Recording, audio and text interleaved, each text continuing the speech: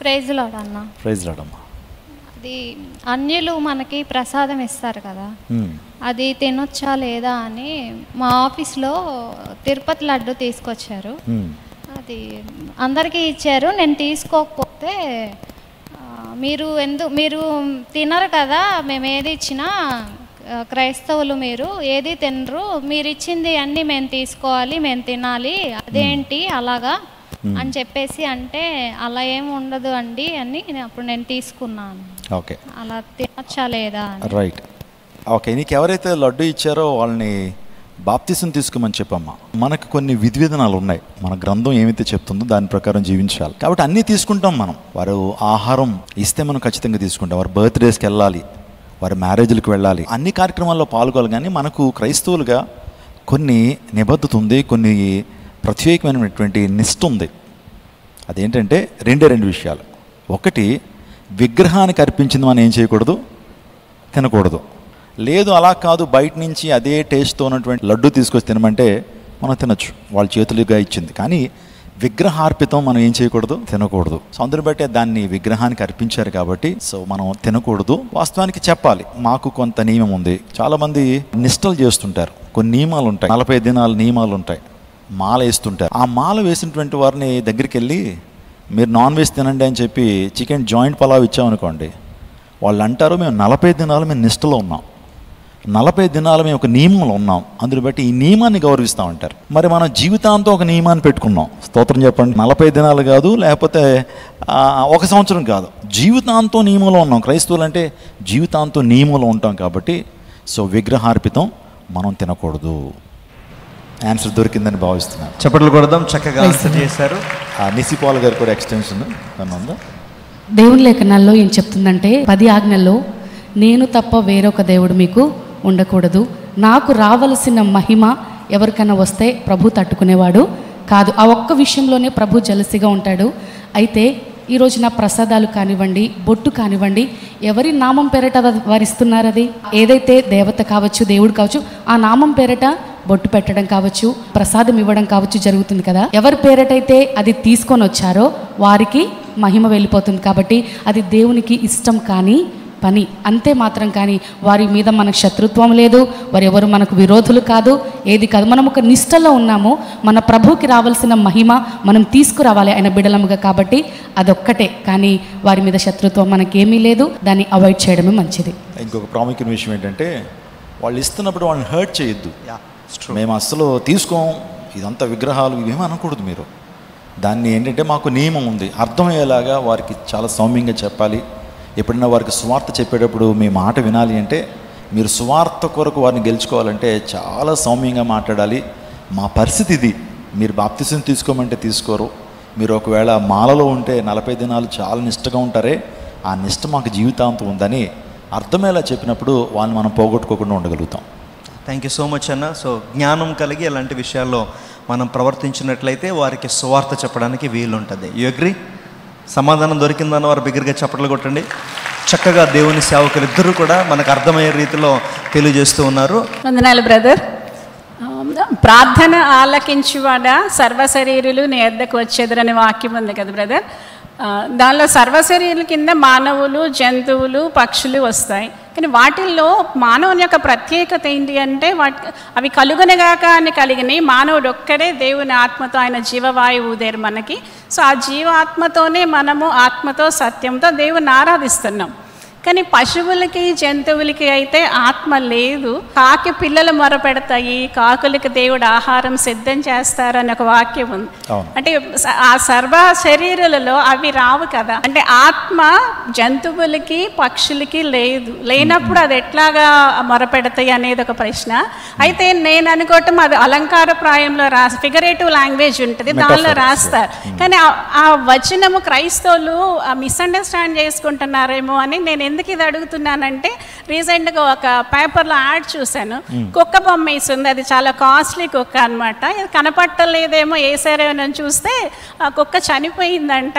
దాని ఆత్మకు శాంతి కలిగించాలని కోరుకుంటున్నామని రాసి, నేను ఆశ్చర్యపోయింది ఏంటంటే కింద ఐజాక్, రిబ్కా పేర్లు అవి పెట్టంటే కుక్క వాళ్ళ కుక్క ఆత్మ శాంతికి కలగాలని చెప్పి వాళ్ళు పేపర్లో యాడ్ ఇచ్చారనమాట. అంటే క్రైస్తవులకే వాటికి కరెక్ట్గా జీవాత్మ అవి ఉండవు. మానవులకి ప్రత్యేకత ఉన్నది, ఆత్మతోనే మనం దేవుని ఆరాధిస్తాం కదా. వాక్యము మిస్అండర్స్టాండ్ చేసుకునే అవకాశం ఉంది. నాదేంటంటే నిజంగా ఆత్మతో మొరపెడుతున్నాయా లేకపోతే అది ఫిగరేటివ్ లాంగ్వేజ్, అదొక క్లారిఫై చేస్తే బాగుంటుందని నేను అనుకుంటున్నాను బ్రదర్. అంటే బైబిల్లోనే ఉంది, నిన్న జెర్మియా గారు కూడా చెప్పారు, కాకి పిల్లలు మొరపెట్టినప్పుడు తల్లులకి ఆహారం వచ్చింది. అంటే ఆ మొరపెట్టడం అది లిటరల్లా ఫిగరేటివా? అదే ఫిగరేటివ్ అయితే మిస్అండర్స్టాండ్ చేసుకోవడానికి అవకాశం ఉండదు. లిటరల్ అనుకుంటేనే కుక్కకు ఆత్మశాంతి అని క్రైస్తవులే అనుకుంటున్నారు కదా. అది కొంచెం క్లారిటీ ఇస్తే బాగుంటుంది. నాకు కూడా క్లారిఫికేషన్ కావాలి బ్రదర్. వండర్ఫుల్, నైస్ క్వశ్చన్ అండి. సిస్టర్ అడిగిన ప్రశ్న మీకు అర్థమైందని నమ్ముతున్నాను. చాలా జాగ్రత్తగా మీరు ఆలోచన చేయండి. మానవుడు దేవుని యొక్క సృష్టి అయి ఉన్నాడు. మానవుల్ని దేవుడు కొద్దిగా గొప్పగా తయారు చేశాడు. జంతువుల కంటే మానవుడిని ఇంకా ఉన్నతంగా దేవుడు తయారు చేశాడు. జంతువులారా కలగండి అంటే కలిగినాయి, కానీ మానవుని మాత్రం దేవుడు ఒక ప్రత్యేకమైన రీతిలో ఉద్దేశంతో కలుగు చేశాడు. మానవులకి జంతువులకి ఉన్న ప్రాముఖ్యమైన డిఫరెన్స్ ఏంటంటే, జంతువుల ఆత్మ లేదు, మనుషుల్లో ఆత్మ ఉంది. జంతువుల్లో కేవలం ప్రాణము శరీరం మాత్రమే ఉంది. కానీ మనలో ఏముందంటే ప్రాణము శరీరము ఆత్మ కూడా ఉంది.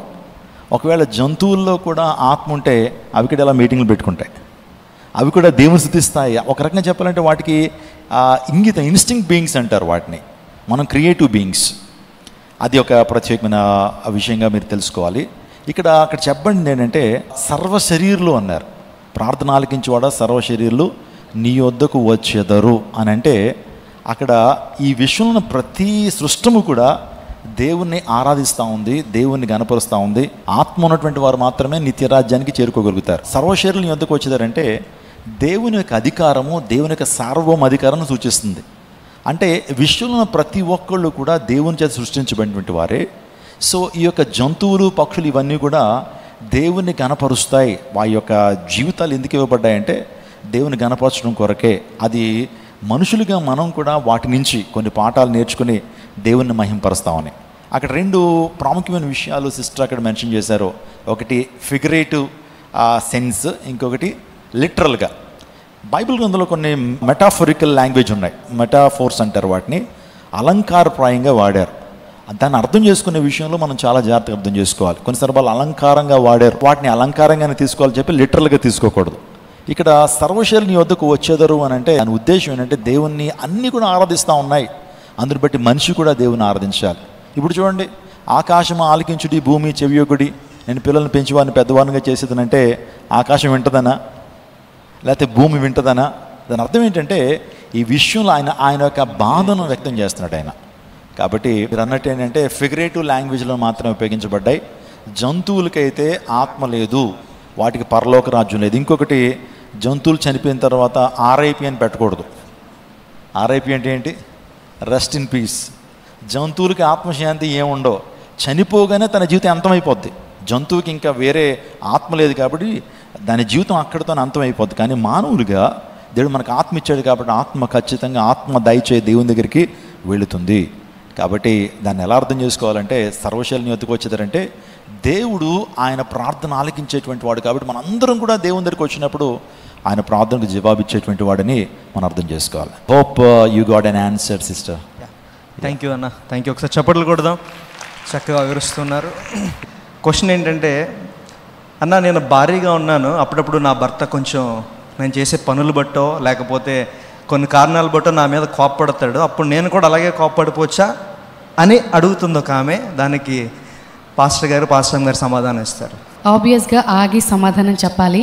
ఎందుకంటే నీ భర్త దేవుణ్ణి కలిగి ఉన్నాడమ్మా, ఎవరు అడిగారు కానీ యేసుక్రీస్తు ప్రభువుని అంగీకరించిన వారేనా? అయితే అపవాదికి కొన్ని పేర్లు ఉన్నాయో తెలుసా? ఒకటి దొంగ వాడు, రెండోదిగా కోపిష్ఠుడు కదా. అపవాది లక్షణాల్లో ఒక లక్షణము కోపము. అది మనలో ఉంటుంది అంటే ఎవరి లక్షణం అది? ఎవరిని కలిగి ఉంటున్నట్లుగా? వారిలో ఏ ఆత్మ నడిపిస్తుంది వారిని? దురాత్మ కదా. అయితే చాలామంది మాతో ఈ మాట చెప్పారు, అన్న అక్క మాకు ఇదివరకు చాలా కోపం ఉండేది మందిరానికి రాక క్రితము, కానీ దేవుని మాటలు వినే కొలది మా కోపం ఏమైపోయిందో మాకే తెలీదు. చాలా కోపించుకునేవాడిని, ప్రతి ఒక్కరి మీద విరుచుకుపడేవాడిని. దేవుని మాటలు మా లోపలికి వెళ్ళే కొలది ఆ కోప ఆత్మ ఏమైపోయింది? పోయిందని. ఈరోజు నా కోపం అనేది దుష్టుని లక్షణమే. అయితే దేవుని ఎరిగిన బిడ్డగా నీవు ఒక భార్యగా ఉన్నావు, మరి యథార్థవంతురాలుగా నీ భర్త యొక్క ఆ యొక్క వీక్నెస్ ఏదైతే ఉందో నీకు తెలుసు, నీ భర్త త్వరగా కోపిస్తాడని నీకు తెలుసు.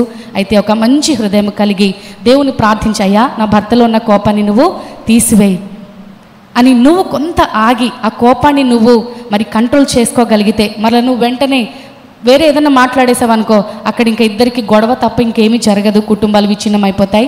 అయితే ఒక మంచి బిడ్డగా, దేవుని పోలి నడుస్తున్న బిడ్డగా నీవే కొంత ఆగి దేవుని వాక్యాన్ని నువ్వు జ్ఞాపకం చేసుకుంటే ఆ గొడవ అక్కడికి ఆగిపోతుంది. Hope you got the answer. అన్న కూడా కొన్ని మాటలు యాడ్ చేస్తారు. రీసెంట్గా ఒక కుటుంబం నన్ను కలిశారు. వాస్తవానికి ఇద్దరు కోపపడి భర్త ఏదో ఒక మాట అన్నాడు. అంటే ఆమె కోపం తట్టుకోలేక ఆమె కోపం ప్రదర్శించి తన చేతిలో ఉన్నటువంటి 16 Pro Max, Apple 16 Pro Max అంటే 1,50,000 దాన్ని ఇసురు కొట్టిందండి. ఇసురు కొడితే అది బ్రద్దలైపోయింది. ఇంకా వాళ్ళు చెప్పింది ఏంటంటే, మొన్నే కొన్నానండి, 1,50,000 ఫోన్ ఆమె పగలగొట్టింది. మరి ఫోన్ లేకపోతే ఎలాగా?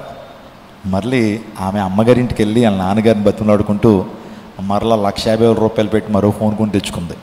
అంటే చూడండి, కొన్ని సందర్భాల్లో ఒక్క నిమిషం కోపాన్ని ఆపుకోగలిగితే చాలా ప్రమాదాలకు దారితీయకుండా ఉండగలుగుతుంది. దైవజనులు అపోస్తులు చెప్తా ఉంటారు, ఒక ఆయన ఇలా కోపం వచ్చి మంచాలు కాల్చేసాడట. తర్వాత రోజు మార్కెట్లోకి వెళ్ళి చేపలు తీసుకొచ్చి దాని మీద పడుకోవడం మొదలెట్టారట. ఎవరు కాల్చేయమన్నారు? కోపం వచ్చినప్పుడు దయచేసి కళ్ళు మూసుకుని దేవునికి స్తోత్రం, హల్లెలూయా, ప్రైజ్ ది లార్డ్ చెప్పుకోండి. లేకపోతే మీకు నచ్చిన పాట పాడేసుకోండి. కోపం వచ్చినప్పుడు ఆ గదిలో మీరు ఉండొద్దు. ఎవరైతే మీ కోపాన్ని పరీక్షిద్దాం అనుకుంటున్నారో వాళ్ళ దగ్గర ఉండొద్దు. దయచేసి బయటకు వచ్చేసేయండి.